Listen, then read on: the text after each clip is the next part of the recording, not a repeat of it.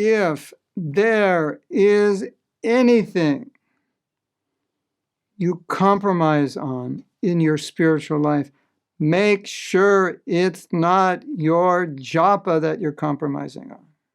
That is the absolute worst thing you could do.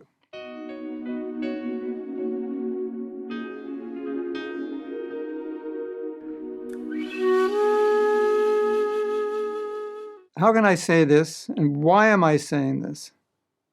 Well, I think one of the problems that we often face is that if we don't take our japa well, we don't realize how powerful it is.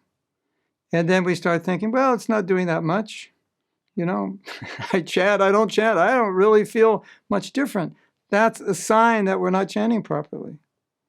You know, let's say you're supposed to eat a certain diet and exercise, and you don't do it properly. You say, well, doc, I stopped doing it because I don't feel any different. And then he questions you and he finds out, well, you weren't doing it properly. That's why you didn't feel any different. So you lose faith in something if you don't do it properly. You think it doesn't work.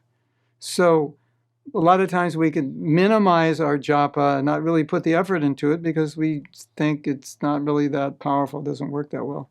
That's because we're not doing it properly.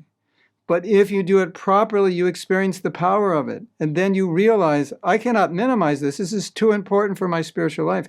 This is where I'm getting most of my strength, or at least a lot of my strength, or my foundational. This is where I'm getting my foundation. I can't just let it go. It's too important. So I've told devotees often that I think one of the worst things we can do is to chant japa and not have realization.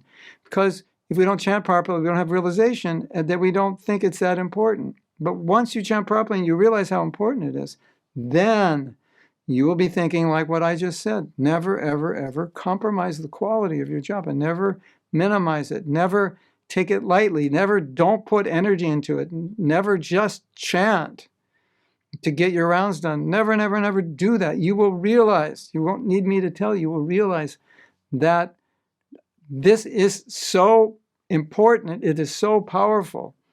It is so foundational to my spiritual life that I could never compromise it. So it's kind of a catch-22, because when we don't chant properly, we don't have these realizations. When we do chant properly, we do have these realizations.